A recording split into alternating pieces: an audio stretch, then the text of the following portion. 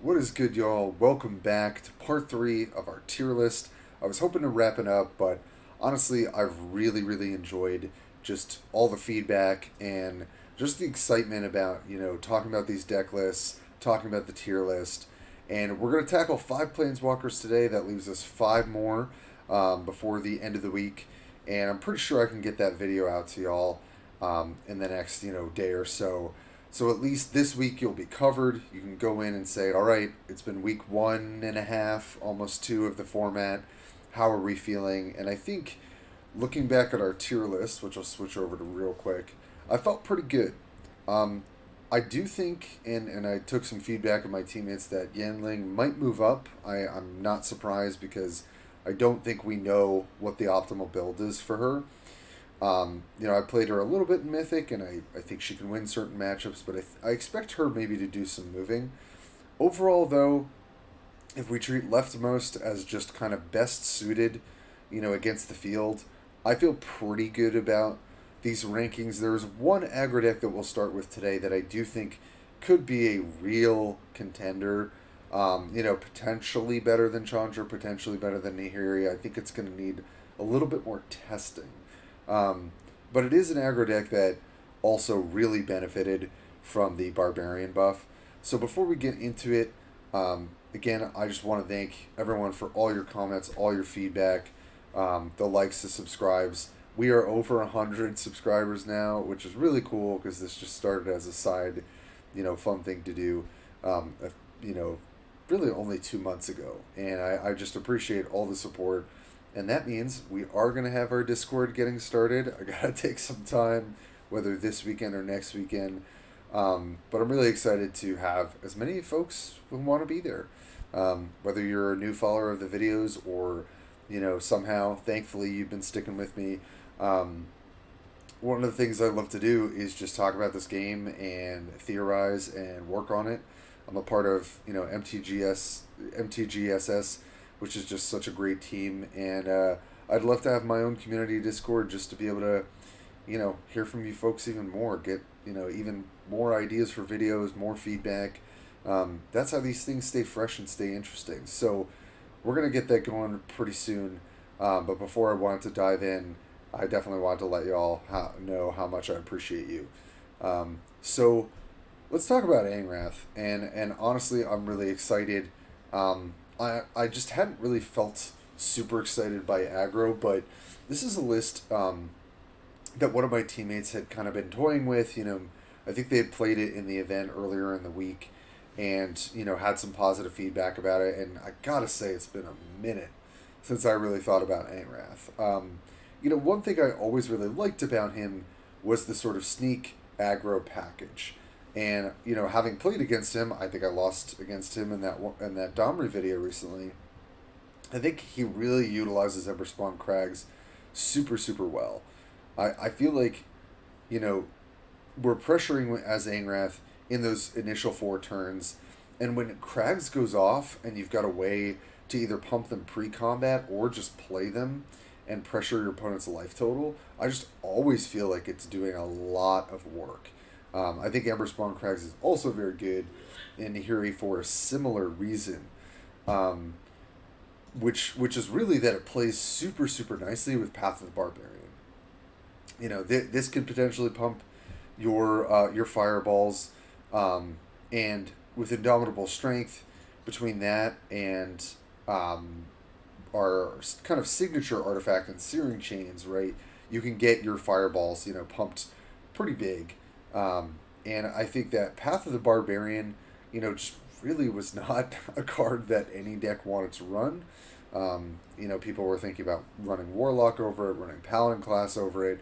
I think if you're playing Nahiri or Angrath, you should be playing Barbarian, Path of the Barbarian, because it's really just like when you get through your first two spells here to get to Indomitable Strength, it's just so easy to play a card with 5 power.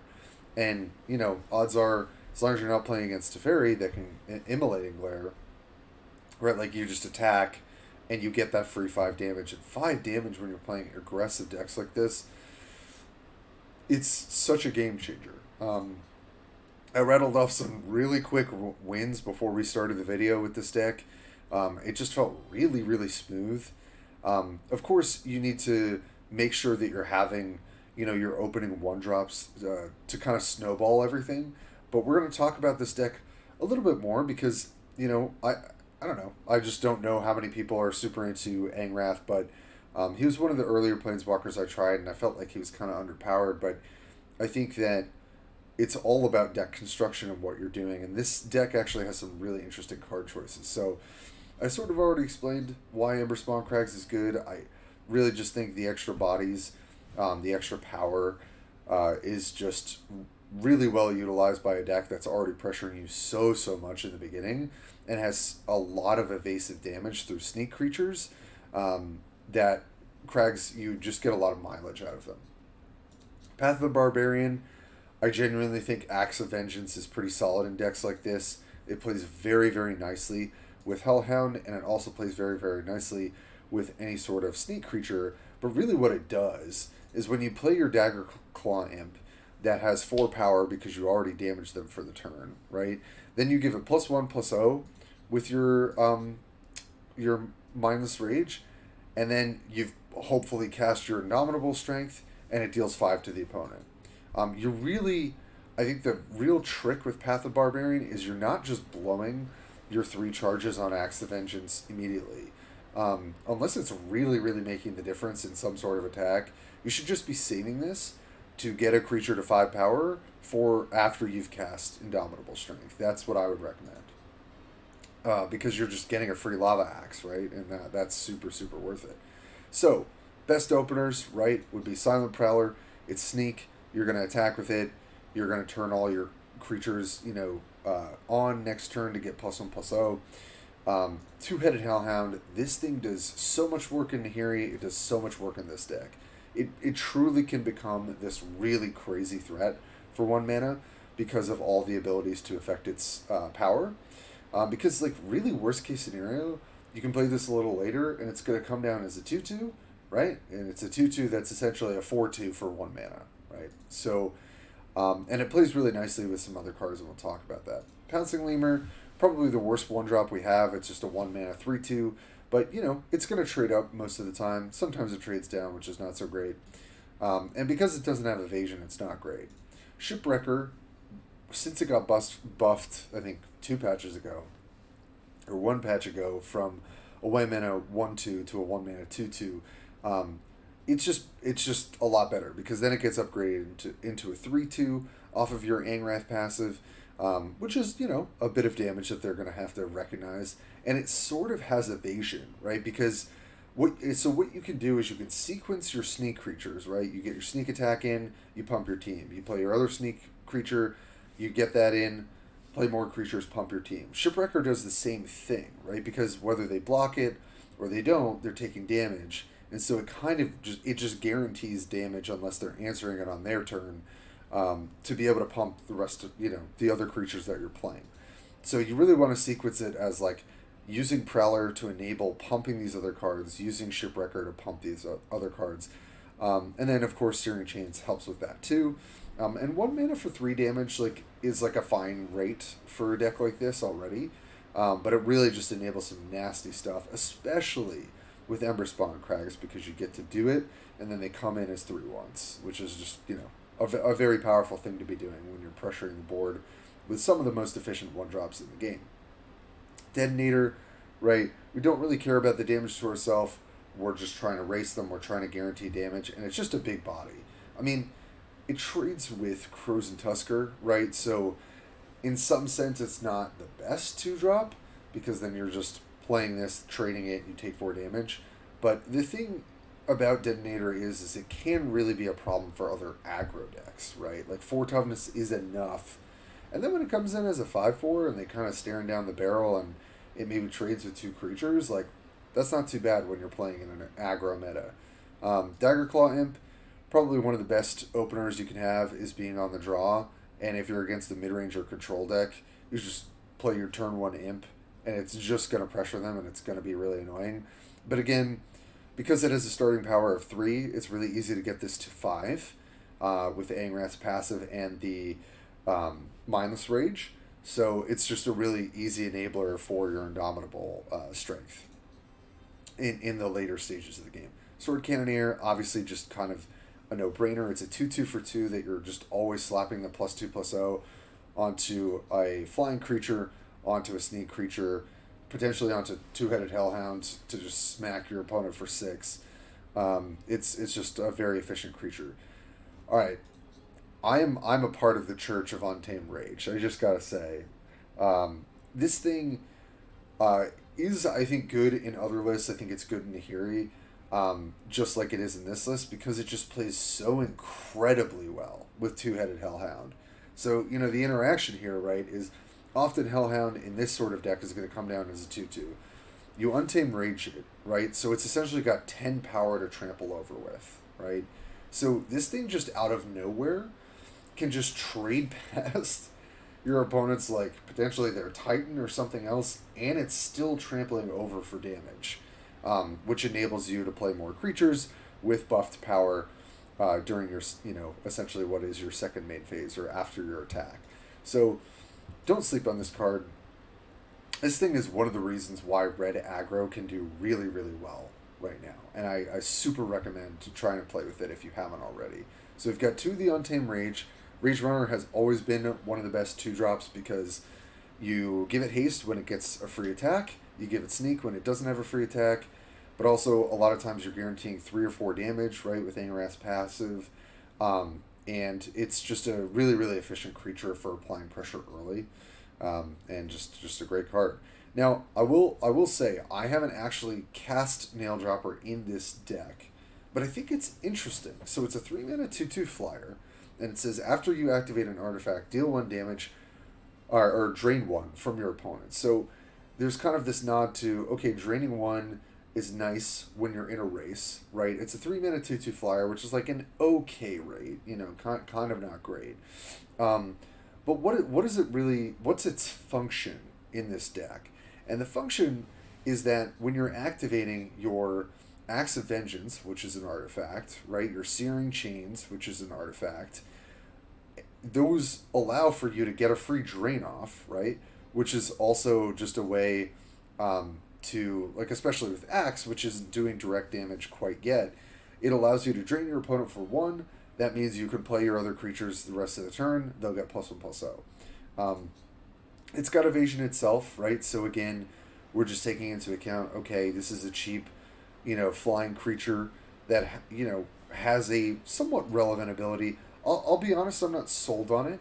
I don't know that it is good enough in this sort of deck, and there are, you could play the 3-mana that just drafts a sneak card, right?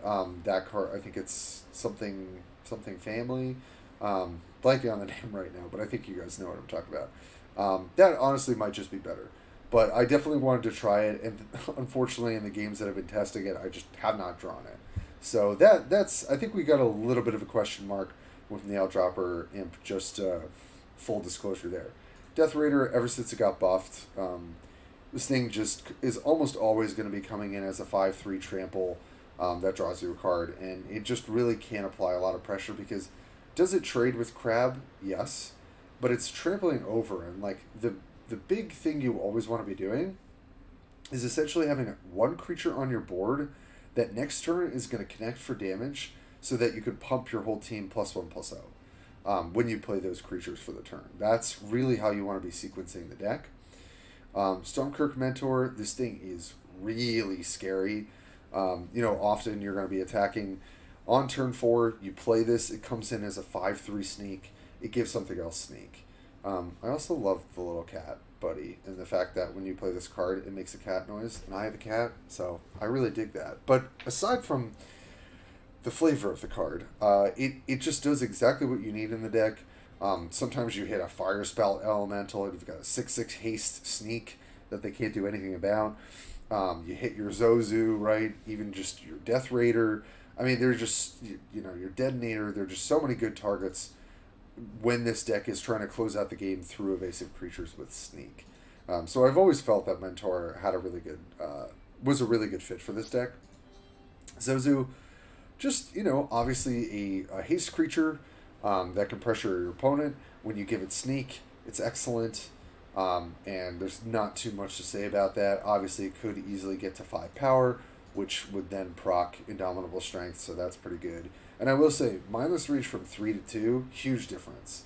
Again, when you reduce the cost of something in this game, it's not about, oh, this card is like strictly more efficient. It's just coming down a turn sooner. And just coming down a turn sooner in a game that is really trading a lot of 1-for-1 and sort of keeping parity or falling, if you're falling behind, if you're not keeping parity on the board, just Mindless Rage being able to come down a turn sooner in a deck that doesn't really play that much removal. And Shock is also a consideration, but the reason you're not playing a ton of spells, and the only spell that you're playing really is Untamed Rage or Chains, right? They're both enablers for what Angrath wants to do, or they help you close out the game. And speaking of closing out the game, that would be Firespout Elemental's job as well, right? Just above rate creature, right? 5 mana, 6/6 haste. If this thing gets sneak by turn 5, I'm sure your opponent's dead when it's connecting for damage. And this line of text doesn't really matter because, again, we're using our life total as a resource and just trying to race our opponents. So that is Angrath. I really think if you have not played with Path of the Barbarian in Nahiri or this deck, I think you should really try it.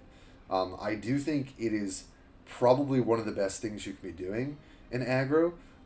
You could try it out in Chandra as well. I don't think I've really toyed with that yet in the other list, but I think it's definitely a noticeable buff to both Nahiri and Angrath, and I really think Angrath has always had an interesting edge in the aggro matchups because he can just sort of in the way that Chandra does, like you guarantee certain amounts of damage during the course of the game.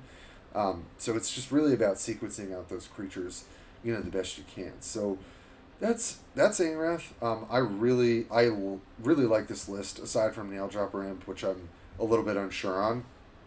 And I would super fire this up.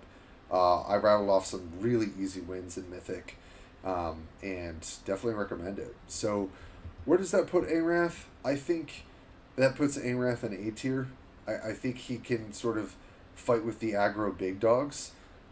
So I think for now, I'm going to put him kind of like right underneath these two, because I think that we might not have figured out quite the best construction of a deck for Angrath, but I think he is able to pressure people's life totals extremely well. Like, I feel like Domri still has a bit of a leg up in the matchup, but now I'm not so sure. I think Untamed Rage and buffs to Path of the Barbarian honestly allow you to pressure some of these mid-range decks like very, very well. And definitely against Control, it's going to be really hard. I do think Nissa and Vraska have ways of kind of stabilizing or winning, but I think Angrath deserves to have a seat at the table in A tier with some of these other aggro decks.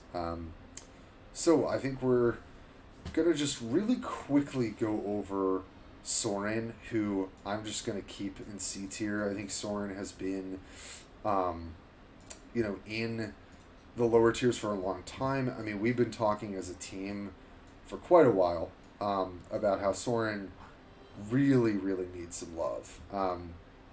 This was the version that I was playing for a while. I'm sure changes can be made. I just want to, full disclosure, I do not recommend this Planeswalker if you want to win games. Can you win games? Can you get to Mythic? I'm sure you can. And I'm sure there are changes that could, bump up Sorin's win percentage a point here or a point there. But overall, the deck just isn't powerful enough, is my take. Now, you can build him with White Splash. I think that's competitive. I think red always seems like it should be better. Not only do you have access to Shock, which I think is pretty good in this meta right now, Sinister Host, just making your cards like Rowdy Reveler, which is a really crazy card when you're able to play it ahead of curve. Like going Sinister Host into turn 3 Rowdy Reveler into any other vampire that you're playing is going to be a huge, huge game. And I know other people run different lands. I always was kind of partial to Old Graveyard as just kind of your curve topper land because you're really trying to curve out, go wide, pressure with as many vampires as possible, and just get them, in the range where, they're at 10 health, right, and all of your things are getting pumped, and you're draining them, and you're just pressuring them. In theory, I think Sorin should be good into other aggro decks, but I just don't think he has the tools with the way that you sort of need to construct the deck. Um, you know, Please comment. Please let me know, like, if you've had success with Sorin, whether you want to share a list or just want to talk about what are some of the most effective cards to be playing. I'm open to it, but not only have I just pretty much dropped this Planeswalker from my repertoire, I just I'm not going to spend too much time because I never really see or hear people talking about him. Maybe there are some opportunities for changes. I always thought that Takedown was kind of just an efficient removal spell that the deck could be running, and Falconroth Duchess as sort of a curve topper alongside the Daggerclaw Lord. Um, Going wide with your vampires, I thought was a good strategy, but I think this deck might need just like something else. Whether you might need to add some one drops, maybe it's a different splash that would be better. But I think the deck just like, although it has some synergy right across the vampires, I don't think if you're gonna play an aggro deck, I just don't think you should be picking Sorin. So sorry to those who love the Vampire Boy. I gotta say I was really excited when he came out, and they just haven't really touched him at all. And I think we could use a bit of a shakeup for Sorin. And I think it's really easy. I look at this whole tier list and I'm like, this thing's in C. Like, can it win games? Absolutely. But what is the least... The deck that I would least recommend would be Sorin. So that's why I'm putting him down there. So, and I just wanted to say that because I wanted to kind of focus on the mid-range Planeswalkers that are coming up. And just be clear, like, if people are waiting, and they're like, okay, what's Tim going to say about Sorin? What's going to happen? Like, should I be playing him? Like, should I be playing these other walkers? I think you should probably be playing any Planeswalker but Sorin. And hopefully that will change in the future, because I think he's kind of the standout for that. So, you know what? Let's just fire up Kiora here. I got to play a little bit with her today, and I feel pretty good about my teammates' kind of assessments of this deck. I think Kiora was gaining popularity, actually towards the right before this patch, and I think that was because we were really living in a sort of like control meta, and look at that point with Teferi, and I think shout out to Tolarian, who's just been iterating and iterating on this deck. I think that it makes sense to play Kiora because you're just able to gain such a crazy mana advantage really easily. You've also got really cheap, kind of efficient cards, and then there are a lot of other ways to go over the top. And I think one of the most noteworthy cards in this list is Panharmonicon, which I have barely played with. And we'll talk about why that card just kind of gets you so much value in this list, and that's namely why you should be playing Tolarian Academy. I know other people have different feelings, like you should only be playing regular land, you never want to be missing land drops, getting random artifacts in your deck, like, how is that good? But the fact that it does cheapen so much of your deck, that Isochron Scepter is a turn 1 play, Panharmonicon is a turn 2 play, Sylvan Shrine is a turn 3 play. This deck really makes very, very good use of Tolarian Academy, and you're getting empty mana gems anyway. So I had a mental block when I was first trying to play this deck. With Tolarian Academy, I was like, it really just doesn't make sense to me that we should be running this land that's going to disrupt our curve, but you just get a ton of value out of it that in my opinion makes it worth it. So let's go through it. Let's talk about some of these card choices, because I think Kiora is really difficult to build, and there have been different versions of her in the spotlight. So Runeshell Crab, obviously just kind of a no-brainer. You always want to have some defensive early creatures as you're ramping up. Same premise for Birds of Paradise. I mean, I just think this thing is so good right now. It just soaks up a big attack. You hold on to it till probably like a 4 or 5 power attack or whatever else, depending on what you need. And it's giving you a fragile mana gem, which allows you a bit of flexibility in your curve. It's just perfect. These are doing exactly what they need to be doing. Anticipate is an interesting one of, I think, the thinking behind Anticipate here, and I haven't actually gotten to play it as much in the deck, just haven't drawn it. Just having that card selection and the fact that it's so cheap, it could smooth out your draws in the beginning of the game when you have the potential to draw any of these 9 or 8 drops, right? Having Anticipate be able to fix your curve of like, all right, let me snag this crab or this paradise, birds of paradise, this Isocrown Scepter for 1, this Adaptive Frillneck to block. And I think that is why Anticipate, kind of makes sense just to smooth the deck out a little bit. Isocrown Scepter as a 1-drop because of Tolarian Academy is just very good. Like what this is going to get you is usually just like 2 cheap removal spells, or like a removal spell and maybe a stun spell, or a gain life spell, or like a fight spell. It's just definitely what you want to be doing early. Negate, I said it when I was going over Teferi. I think Negate overall is not the best card right now because of how aggressive everything is. But I'm telling you, when things sort of shift, that ebb and flow that I talked about, I mean, Negate is really good for negating a Lava Wave, right? And Lava Wave is dictating a lot of how, I would say, the higher tier decks are being constructed. Yes, green decks have Treetop Village, but, there are some times, and I played a game where I was pressuring my opponent, and they had to play a Lava Wave on 8. They didn't have 10 mana, and I had the Negate. They just had to cast it because that was the only way they could stabilize, and we won the game off of it. So I think as a one-of, it is good. And I would encourage you to keep this in the deck. Adaptive Frillneck, as you might have seen in some of my Vivian videos, it's just really efficient. Like 9 times out of 10, you're coming down, it's having armor, relentless, defensive stats, and it just very often is a 2-for-1 card, where you're getting to eat some sort of creature, it comes back either a little bit weaker, or it gets 1 more block off, and that's what you really want out of your 2-drop in a Kiora deck while you're ramping up. Okay, Panharmonicon. For anyone who has not seen this, and I wouldn't blame you because it's not super popular, you get 2 charges of trigger the debut of a creature you summon this turn again, right? Why do we care about this? I'm going to show you why we care about this. So, we could do it on birds if we wanted to. We could do it on Adaptive Frillneck if we wanted to. Don't encourage that.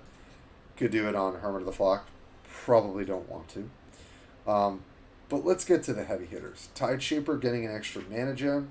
Totally a fine thing to go 2-3, right? And just ramp yourself further.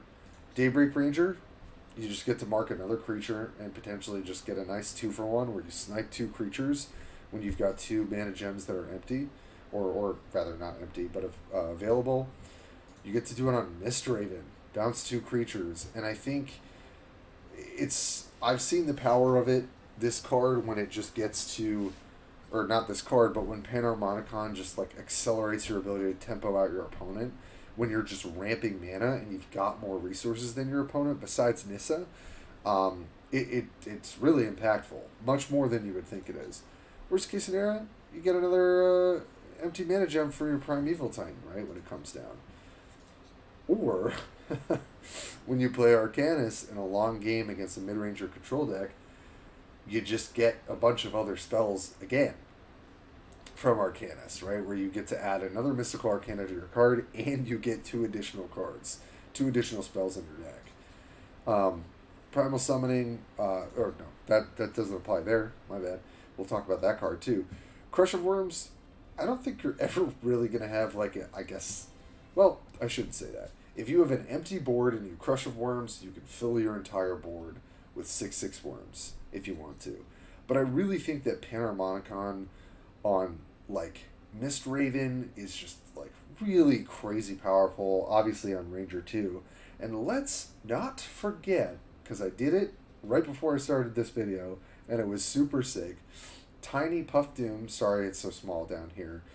7/7 creature, debut, return 2 enemy creatures to your hand. I literally played this when I had a full board, bounced my opponents basically their entire board. They had too many cards. I could have even had them discard some of their best creatures. I just missed that interaction. You're not going to see it all the time. but you probably would win any game where you get to Panharmonicon your Tiny Puff Doom. So that's why we're playing that card, and I think it is definitely worth the slots, and I encourage you to give it a shot. Hermit of the Flock as a one of, I do think is correct. You really don't want like too many of these kinds of effects. Like these creatures are not super helpful, obviously, and don't scale very well, or they are helpful in the early game, they just don't scale very well. And that's why you're playing it, right? It's just like you can make use of the mana advantage so that you're able to flip it, without any sort of concern. And it's a bit of a road bump for the aggro decks, of course, which you do really need to shore up in order to be an effective Kiora deck. Tide Shaper, it's just doing exactly what you want. It's a 3-mana 2/2, so it's below rate, but it's getting you a free mana gem for the following turn and subsequent turns, and that's what you need. Sorry, my nose is... maybe some allergies. I don't know what's going on. Shell Game, kind of a no-brainer. It is just better than her signature spell. So that's why you're going to be playing it as your best point removal, obviously, especially against Liliana. Sylvan Shrine. It's not a 4-drop in this deck, it's a 3-drop. And it makes a difference, right? Netting 2 mana gems for the rest of the game early on is incredibly powerful. So that's another reason to be running Tolarian Academy. Daybreak Ranger, super efficient creature, able to block flyers, especially with Nahiri running around, right? I think that's really important. Obviously, Yanling as well. And just sometimes you live the dream. You've got 6 mana, you've got Panharmonicon on the field, you slam this thing, you eat 2 of their creatures. It's just like super brutal. Momir, kind of a no-brainer, right? It just like adds body to the board. Potentially, you're able to trade off Kraj or Momir and save yourself some life. So, and if they just sit there on the board, right, their Kraj is going to be a problem for the opponent. Mistraven, excellent card in this build. Also should definitely be in Yanling. I don't know why I didn't put that card in the deck. I guess I was tunnel vision on some of the other card choices. But this thing does so much work in this deck because, again, you're having more mana and really accruing this mana advantage against your opponent. It just does so much work to just bounce whatever they've played. And when you get to Panharmonicon on it, it's just really, really good. Primeval Titan, not too much to say here. Our boys is 7/7 now. We live through Lava Wave. We get a gem when we come in. We attack, we get a gem. We're going to get our Leviathans whenever we resolve this. It's all up, downhill after you play this because it just makes everything easier. Arcanus the Archmage, I really do like this as a one-up. It's a different angle for Kiora, and I remember when Tolarian was, making sure that it was in the deck against Teferi, again, so that, you prevent yourself from decking, and you just get more outs to win the game, especially Riddling Arcana with the Mystical Arcana, or with the 3 Skymaster Sphinxes. So I really do like that. Primal Summoning is just really solid for card advantage in the deck, right? Like when you can pop this off and drop a free Crush of Worms, right? And then you've gotten to draw 3 additional cards. Or who knows, maybe you need to, drop a Leviathan, right, for free. And I think that's one of the best interactions, right? Is like your Leviathans cost 10. Sometimes you might even have more mana to do something with, and just cheapening your Leviathan by 1 mana, essentially, because this costs 9 and Leviathan costs 10, can make a difference, right? It can make the difference between I can play my Leviathan and hold up Negate, right? So things like that definitely matter, and I think Primal Summoning is kind of a no-brainer for this deck to be playing. And then, of course, Crush of Worms, just like your very classic, win con for like sort of mid-range in the game or late in the game. And, of course, you can Panharmonicon it to fill your entire board, which is pretty nice, too.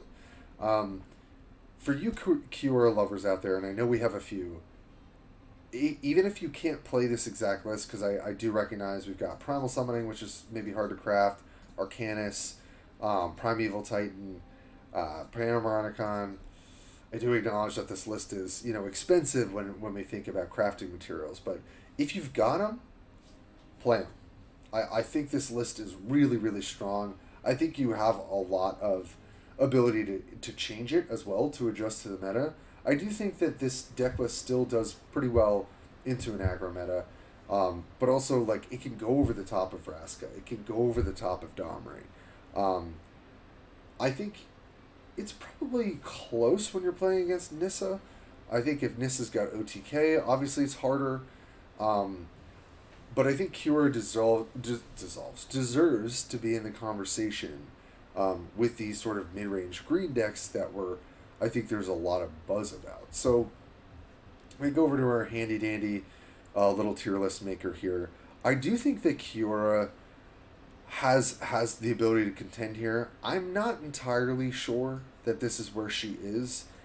I think she's got a little bit more game though than like Vivian as a mid range option. Like I think she can go over the top of these two. Whoops, of these two, Domri and Vraska. I do think that these decks are a little bit more efficient, a little less clunky in some sort of ways, but I could see Cura like really moving up to like here at the very least, or potentially over Domri when the metagame slows down a little bit. But I think for now, I do like her overall to kind of stabilize through the aggressive decks and bring it home a lot of the time. I will say I beat Cure a couple times with Angrath, so I think that particular matchup is tough. But against the field, I do think Kiora right now is a pretty fine choice. I think the deck construction is the hardest part of what you're going to do with her.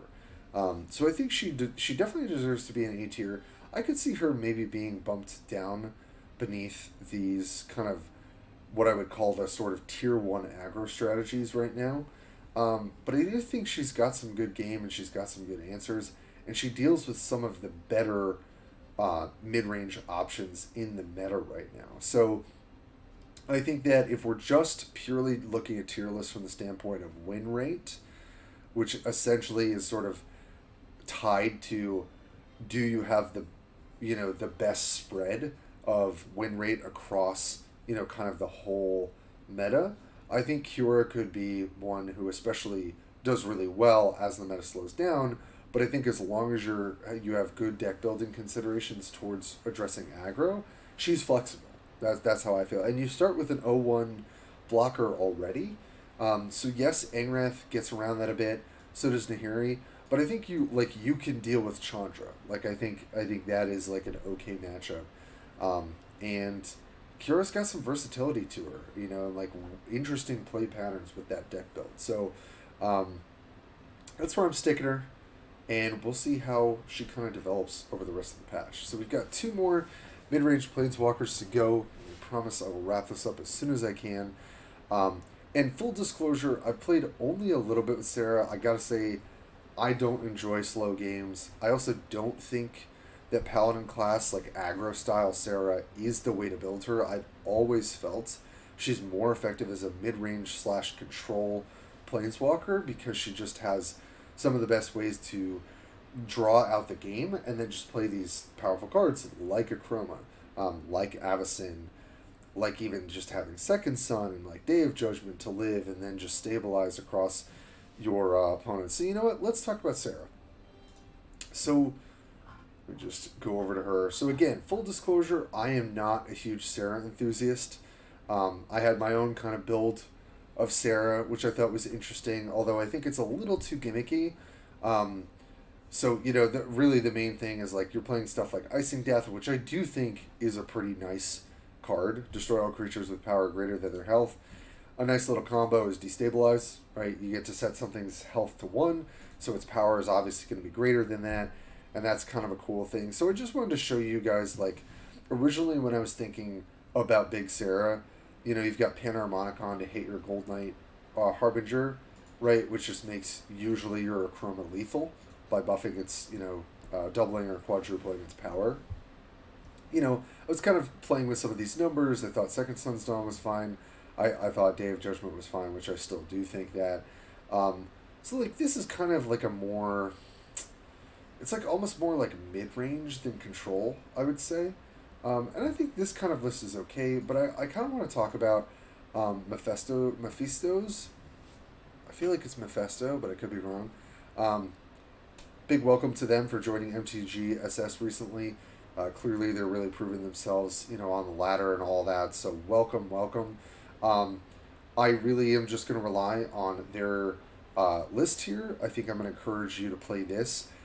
because I already really like what it's doing, and I think it's a lot more cohesive than my original build. And it's a little less gimmicky. I think it's just got a bit more modality. It's got a bit more ability to adjust to what the metagame's doing. And I do think having Strahd in your control Serra list, obviously you're playing Sacred Sanctum, is probably the right way to be building this. So first things first, why do I think we should be playing control? I just think that Serra playing aggro, as much as you're like, oh, well, I'm trading toughness, and like, then I'm gaining it back the next turn, like I can apply a lot of pressure. Can you win with aggro Serra? Absolutely. But I think if you're thinking about trying to go over the top of the mid-range green decks, trying to deal with the aggressive red decks, I think you want to be playing this type of strategy. Now, you can have awkward, hands and stuff like that, but overall, I think, what you need to be doing in Serra is just making sure you live through the early game, and then just having the most concrete end game, and I think she does have a lot of that in this build. And one thing you'll notice is Achroma's not in here, and I think Achroma is still very much worth considering. It's a little less powerful if you're not running Harbinger, right? Because it is an 8/8 trample flying haste with armor, but it's not like ending the game, right? You're not really setting your deck up for that to be the best card that you're playing. So I do think I want to acknowledge that Achroma being in the deck makes a lot of sense, but honestly it might not be the most optimal thing that you could be doing. So still, maybe play around with that. I got to get in a couple games with this deck. I do think it's fairly competitive, and it's really just going to take, I think, maybe a little bit more tweaking in the metagame to see how it goes. So I know that's a lot already, and let's get into the deck. But before we do, we got to talk about the nerfs to Serra in the patch, which I think are noticeable, right? So she starts with, I think it's one less life than she did, and what are we looking at? Serra's Disciple went from a 2/2 for 2 to a 2/1, right? So they were definitely going after her games are too long. We need things to be faster, or we're incentivizing things to be faster, which makes a lot of sense because I don't know about you, but I really don't like playing super, super long games. But I do think if you're playing this deck, it's just much more synergistic for her to get the extra life from Sacred Sanctum, draw the game out a bit, and then just kind of slam some of these haymaker, good white, late white game cards. And you also just have access to a huge suite of removal, which we'll talk about. So no 1-drops here. We're not really caring about what we're doing exactly on turn 1. But Lenient Healer, very efficient card, right? 2 mana, 2/3, solid body, heals for 3, makes a huge difference. Desperate Prayer, this thing sometimes coupled with Sanguine Bond, which we'll talk about, could be oh right, well, sorry, I misspoke. It's not gonna you can't play it and activate Sanguine Bond. I mean, you can activate Sanguine Bond pre it, but you don't know what you're gonna draw. But it is really nice with Second Sun's Dawn. So Desperate Prayer, it's just getting you life, getting you card advantage. Simple enough. I'll talk about the other intricacies later. Serra's Disciple is just, I think, her best signature card. A 2 mana 2/1 is worse, but even then, you're just getting a body that can block early, and then you get a free angel, which could be really, really impactful. Alarm Bell, I do think it's really great because you're getting those 2-drops out of your deck. You're thinning your deck by 2. Whether you need to snag, you're hoping to snag a Watchwolf or Serra's Disciple, or Leonid Healer. These are just really good 2 mana cards to get out of your deck and onto the battlefield. And thinning your deck for a deck like this just means you're less likely to brick later when you really want to be playing these high impact white cards. Serra's Judgment, I do think that it can be really good in a meta when we think about some of the creatures that Vraska is running, some of the creatures that Nissa is running to some degree. I do think that it's still not one of the best, obviously, white removal spells, but it can be still pretty impactful. Immolating Glare, I have always felt was just such a good home in Serra's deck because it's just allowing the deck to live early, but also just potentially really hose mid and late game powerful creatures. And not everyone plays as if you have it, although it's pretty telegraphed. So just watch out. If you ever see a Serra just pass the turn with 3 mana in some sort of weird fashion, they probably have Immolating Clear. That would be my guess. So Sanguine Bond, I think a 1-of is perfect. It's got 3 charges. It's 3 mana. What's really nice is you can activate that. Second Sun's Dawn, right? You just hit your opponent for 7. You could activate it in Desperate Prayer if you really just need a couple points of burn to their face and you're really hoping to close out the game. Yeah, it's fine. Also, you burn them for 3 life off of Leonin Healer. So it's definitely got applications, and I think a 1-of, especially in a meta that really demands you to be proactive and be able to answer what your opponent's doing. You don't want to have 2 of this card in your deck. So let's move on to the other removal spells. So we talked about Serra's Judgment, Immolating Glare. We got Power Word Stun, 2-of, which is probably fine. I mean, maybe a 1-of is a little bit better, but this thing does really just mess up Liliana's game plan for a lot of reasons, unless they draw Grimoire. And sometimes it's just really obnoxious for your opponent to have this creature that's clogging up their board, and it's just sitting there. So I think Power Word Stun is incredibly powerful. Lightning Helix does exactly what you want to be doing in Serra, right? Which is you're scaling, you're killing something, you're healing, right? It's just allowing you to use that life total as a really huge resource pool. Same kind of logic for Eminent Archangel. I think a 1-of, again, is like pretty nice. This sometimes can really make a difference on turns where you're not able to soak up as much damage. Then it comes down. It's a 3/4 body for 5 that flies. That's not the worst rate. And you can gain up to 7 health, which can make a huge difference. Lavinia, Arrestor Lavinia, I really like. I just have never seen this card not come down in lockup, like 2 creatures. It's got armor, it's got sneak, right? So it's going to get a free attack, it's going to get a free block, and you're also just giving yourself, you're buying time, which I think you do need to be doing with this deck, to either make them commit more to the board for Day of Judgment, or just to scale into some of your really excellent late game white cards. So Second Sun's Dawn is one of them, right? You can play this, you've got some synergy with the Chalice, but also you just put a Second Sun's spell in your deck, and when you're playing these Haymaker white cards, like probably something's going to get through it. If Second Sun gets through, it's going to be really hard for your opponent. And then we got to talk about the Titan. Sun Titan does a ton in this deck, right? Draw the creature from your deck with the lowest cost. You've already thinned things out with Alarm Bell, right? You probably played some of these other 2-drops earlier in the game. Sun Titan is going to allow you to just draw like free good cards from your deck. And again, the buff to go from 6/6 to 7/7, it really makes such a huge difference, and I'm sure you all are feeling it as you've been playing these cards. Avacyn, right? After you summon a non-angel creature, transform it into a random angel and heal yourself for 1.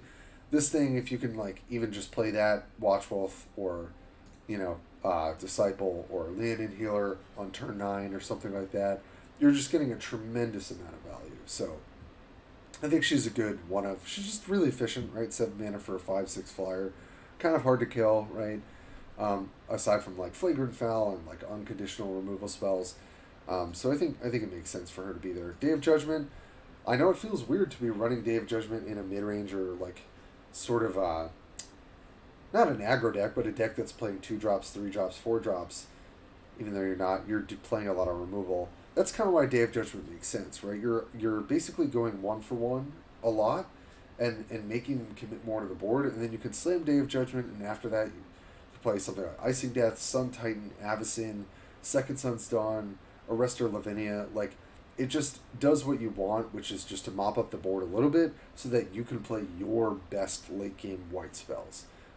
Icing Death, I do think it's cool. I mean, it's a 6/8, again, unless it's unconditional removal, you're not going to be killing this thing. And sometimes it comes in and super hoses your opponent, right? I mean, think about Domri.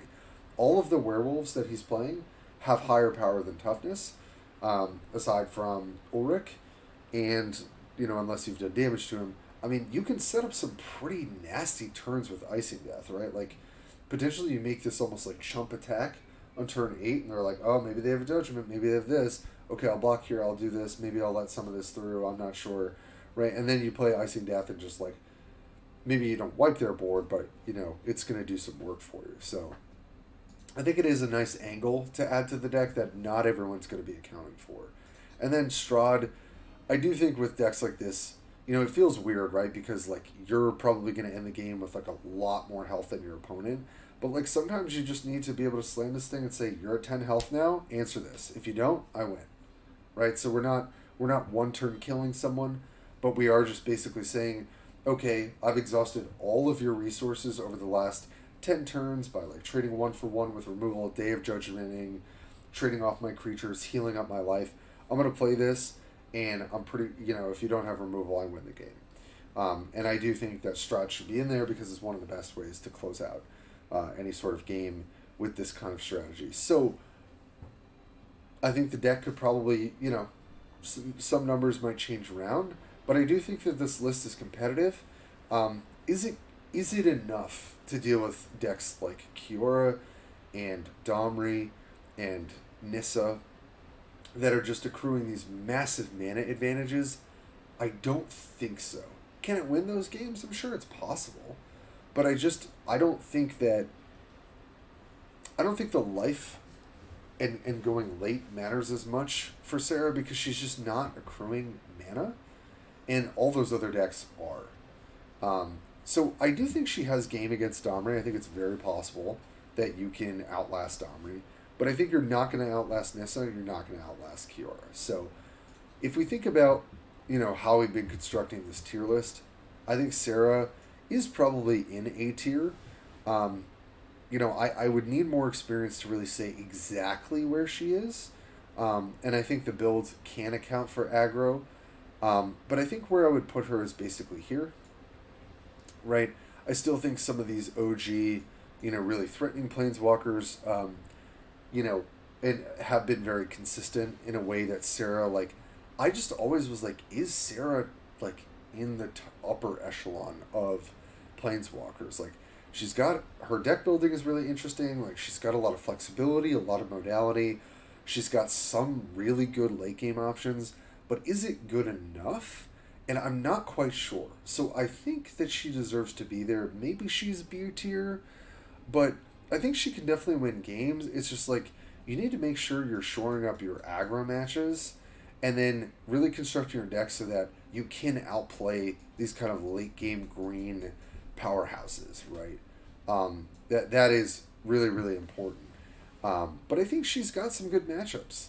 And, I do think that she's worth a shot. But again, take this with a grain of salt because it is definitely a planeswalker I have not played a ton of. And maybe I'll try and come back, put up at least a video of gameplay on the channel and, get some reps in and be able to give you a bit better of a take. But I still think she's worth a look, especially with that build. All right, last one of tonight. I'm already feeling tired after a full day of work. I'm sure you all are too. So thank you so much for sticking with me. Please subscribe if you haven't, if you like this content. And please comment. Tell me what else you guys want. So it's my last plug for the channel. Let's finish off with our boy Ajani. And it seemed like people were really into that video when I put it out there. We also had some question marks around, is this the optimal build? And, I'm going to say wholeheartedly, I need to do more work with this deck to really tell. But I really love the concept of the deck. And I think he deserves to be a part of the conversation, especially in the tier list, because he's always kind of been like a fairly like consistent, although predictable, but consistent mid-range option, right? Like to deal with aggro. So I think when we're talking about how a lot of week 1 and probably even part of week 2 is going to be shaped by aggro decks, like we should be talking about Ajani because he just gets a million stats. He has a lot of ways to fight for board position, and I think that he is definitely playable, in a deck that a lot of people feel comfortable with, and I'll say, he helped me out, I think 2 seasons ago, to get into upper diamond, and I felt really good about the deck. So for those of you who saw my Ajani Stompy video, I guess it was maybe a week ago or something like that, could have been longer, I'm sure there could be some changes in this list, but I figured I'd just, spotlight it again and just kind of explain my thought process with it. I think if we're playing against aggro, it makes even more sense for a curve to be lower, right? And like I had someone comment, and I think they had some really great feedback, which was like, you're going to run out of cards. Like, you don't have a ton of card advantage. Like, what's going to happen when, you've played these one drops and you look up and you don't have much of a hand?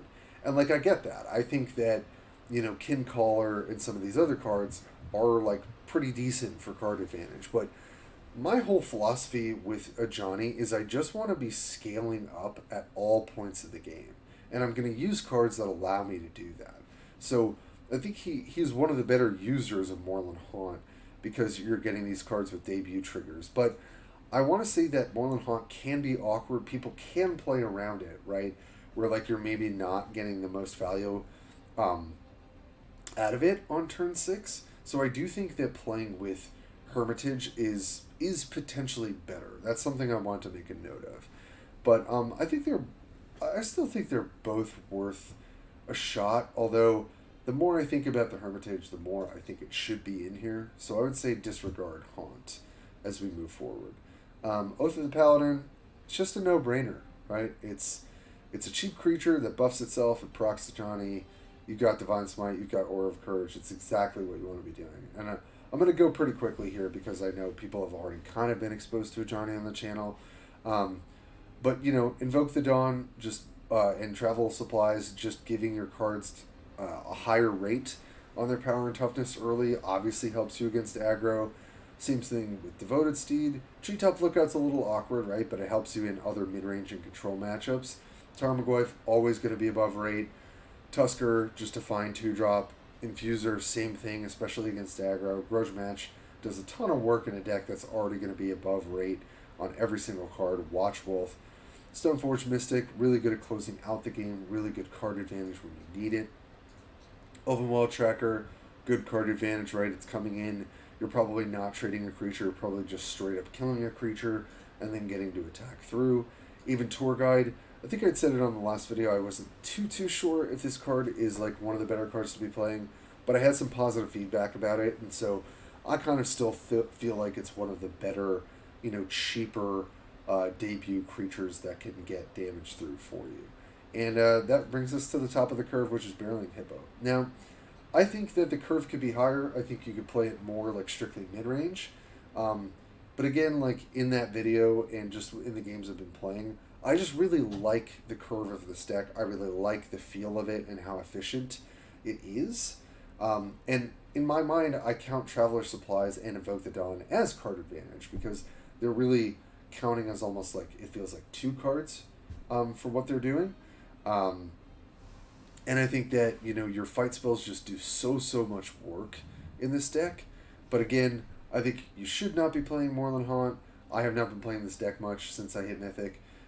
So I do think you should probably be running Woodland Hermitage. Although I do think that this build is like certainly serviceable, and I've played it in Mythic, quite a few times. So, where is Ajani? Where's Mr. Cat Dad in this sort of order? And I think I am going to put Ajani here. Do I think that he is the worst A-tier deck? I'm not sure, wholeheartedly. But what I do know is that his compatriot mid-range green decks are just really strong. And I think he is always going to get outscaled by Nissa, Domri, Vraska, Kiora, potentially Vivian, right? Like, I think Vivian's probably just a little bit more effective at doing what he's trying to do. And I think if we were seeing strictly aggressive decks, like if Kaya was really popular, if Gideon was really popular, Ajani definitely goes up in rate.